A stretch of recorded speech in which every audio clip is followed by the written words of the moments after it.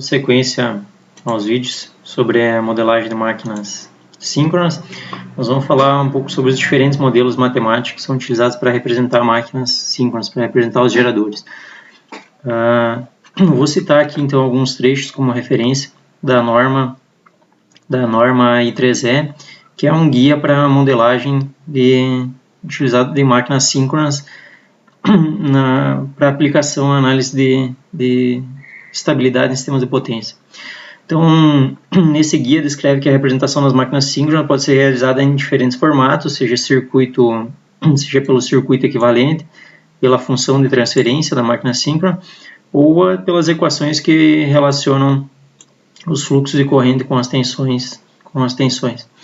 Então, cada uma dessas formas é equivalente e ela deve apresentar os mesmos resultados. Então, independente de simular, se fizer uma representação utilizando um método ou outro método, deve apresentar o mesmo resultado. A escolha delas é a preferência do usuário. Então, como dito anteriormente, nós vamos precisar trabalhar com um modelo, com um modelo e os parâmetros que vão ser utilizados na representação daquele modelo. Os parâmetros que vão ser utilizados na representação dos modelos matemáticos de máquinas síncronas podem ser obtidos basicamente de duas formas. Uma delas é obtido por ensaios. Existe uma outra norma então que descreve quais são os ensaios descreve o procedimento a ser seguido para a realização dos ensaios para se obter os parâmetros da máquina. Outra forma é a análise computacional da estrutura da máquina, então utilizando, por exemplo, métodos de elementos finitos. Então nós vamos, por meio dessa análise, identificar quais os parâmetros de indutância mútua, enfim, todos os parâmetros de máquina, e a partir dela vai ser calculado quais os parâmetros que vão representar o comportamento da máquina. A ideia básica vai ser nós entender como construir a equação que representa o comportamento da máquina, levando em consideração esses parâmetros básicos, e a partir daí nós entender como que pelos ensaios nós vamos tentar identificar um modelo que possa representar o mesmo comportamento nós conseguimos por meio de ensaio levantar a mesma função de transferência que seria obtida se nós conhecêssemos os parâmetros padrões da máquina. Okay? Então vamos lá. Existem diversos modelos que podem ser utilizados. São alguns modelos mais completos e alguns modelos mais simples, dependendo da finalidade das simulações que serão realizadas.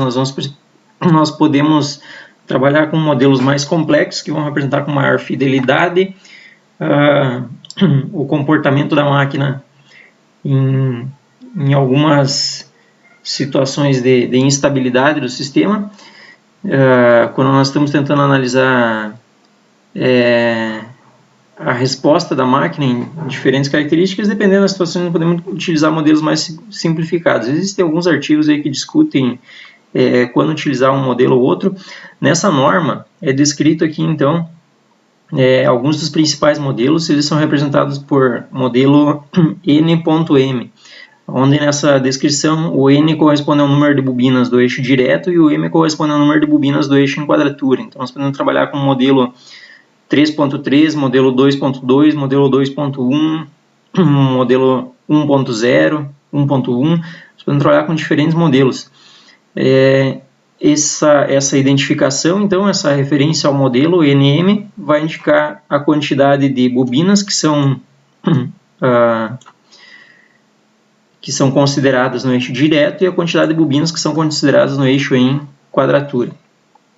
Um modelo mais simples, como descrito na norma, o modelo mais simples corresponde ao modelo chamado de tensão atrás da retância síncrona, que é um modelo ainda um pouco simplificado do modelo 1.0, então, que considera apenas o bobinado de campo da máquina. Ainda com algumas simplificações. Vamos conversar sobre isso um pouco mais tarde. Então, a organização desse material, desses vídeos, a ideia é seguir, iniciando então pela construção analítica desse modelo matemático, quer dizer, partindo das indutâncias, autoindutâncias, das indutâncias mútuas formadas pelas bobinas, tentar ver como seria representada a equação, como ficaria a equação final, que representaria o comportamento da máquina, para a partir daí nós entender como que nós vamos, por meio de ensaios, conseguir representar um modelo semelhante a esse, uma vez que nós não conhecemos cada um dos parâmetros básicos da máquina. Isso vai ficar mais claro um pouco mais para frente nos próximos vídeos. Então, em primeiro lugar, compreender como é construído esse modelo matemático, compreender o significado de cada um desses parâmetros da máquina. Nós vamos fazer uma abordagem geral sobre o que é cada um desses parâmetros da máquina, porém, alguns deles com certeza vai ficar mais claro no decorrer dos vídeos seguintes, no decorrer dos vídeos na sequência dos demais vídeos aí.